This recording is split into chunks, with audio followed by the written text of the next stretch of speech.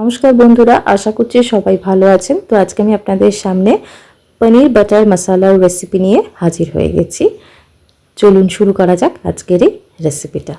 দেখতেই পাচ্ছেন কড়াই গরম হয়ে গেছে, দিয়ে দিচ্ছি এর মধ্যে সাদা তেল। রান্নাটা আমি টোটালি সাদা তেলে করব। তো এবার আমি এর মধ্যে দিয়ে দিলাম অল্প একটু সামান্যতম নুন। তেলটা গরম হয়ে গেছে। এবার আমি এখানে পনিরগুলোকে কিউব করে কেটে রেখেছি, তো সেটা আমি হালকা গোল্ডেন ব্রাউন করে ভেজে নেব। এই রেসিপিটা আপনারা বাড়িতে রুটি পরোটার সঙ্গে কিংবা পোলাওয়ের সঙ্গেও কিন্তু পরিবেশন করতে পারেন।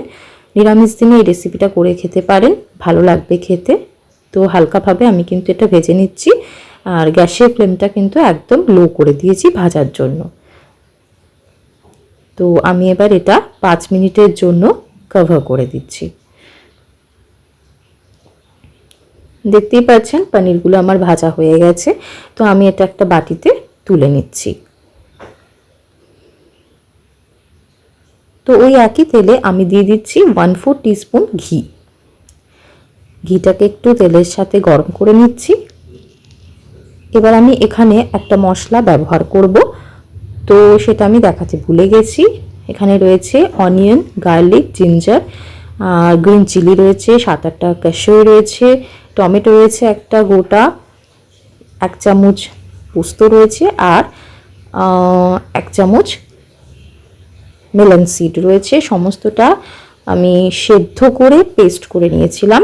তো সেটা আমি এই মশলা আমি এখানে অ্যাড করে দিয়েছি। ভালো করে কিন্তু কষিয়ে নিচ্ছি যতক্ষণ না মশলা থেকে অয়েল সেপারেট হচ্ছে। গ্যাসের ফ্লেমটা এক্ষেত্রে আমি লো রেখেছি, কারণ মশলাটা যাতে ধরে না যায়। দিয়ে দিচ্ছি হালকা অল্প একটু নুন দিচ্ছি। নুনটা কিন্তু অবশ্যই স্বাদ মতন ব্যবহার করবেন। দিয়ে দিচ্ছি এখানে একটা গরম মশলা। ভালো করে কিন্তু এটা মিশিয়ে নিচ্ছি। যদি আমার চ্যানেলের রেসিপিগুলো আপনাদের ভালো লেগে থাকে তাহলে চ্যানেলটাকে লাইক, শেয়ার, সাবস্ক্রাইব করতে কিন্তু ভুলবেন না। তো মশলাটা ভালো করে কষানোর জন্য আমি আবারও এটা 5 মিনিটের জন্য ঢেকে দিচ্ছি। এবার আমি এর মধ্যে অ্যাড করে দিলাম দুধ। আপনাদের কাছে যদি মালাই থাকে তাহলে আপনারা কিন্তু মালাই কিংবা ফ্রেশ ক্রিম অ্যাড করতে পারেন। দুধটা কিন্তু রুম টেম্পারেচারে রেখেছিলাম, হালকা গরম করে রেখেছিলাম আর কি, মানে ফ্রিজ থেকে বার করেই টোটাল দিইনি। ভালো করে কিন্তু কষিয়ে নিচ্ছি। পাশে থাকা বেল অপশানটা কিন্তু প্রেস করে দেবেন নিত্য নতুন রেসিপি পেতে। দিয়ে দিলাম এর মধ্যে অল্প একটু চিনি, তবে এটা সম্পূর্ণ অপশনাল। আবারও এটা আমি কভার করে দিচ্ছি। এবার আমি এর মধ্যে ভেজে রাখা পনিরগুলোকে দিয়ে দিচ্ছি।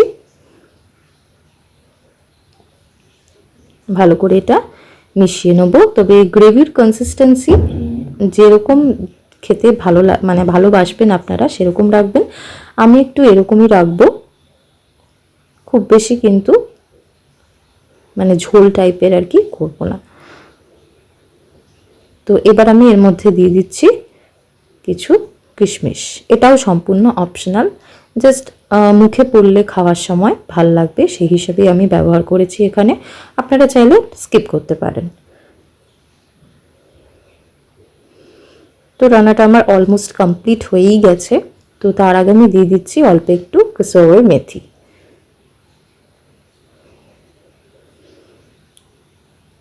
মিশিয়ে দিচ্ছি।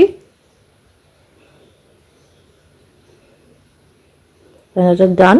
গন্ধটা জাস্ট অসাধারণ বেরিয়েছে। একবার আপনারা বাড়িতে কিন্তু ট্রাই করতে পারেন। আশা করছি আপনাদের ভালো লাগবে খেতে। তো আমি এটা গ্যাসটা বন্ধ করে দিয়ে 5 মিনিটের জন্য ঢেকে সার্ভ করে দেবো। তৈরি হয়ে গেল আমার বাটার পনিরের রেসিপি। আপনারা বাড়িতে একবার ট্রাই করুন, আশা করছি আপনাদের ভালো লাগবে। ভালো লেগে থাকলে অবশ্যই লাইক, শেয়ার করতে ভুলবেন না। তো আজকের মতো এই পর্যন্তই। ধন্যবাদ।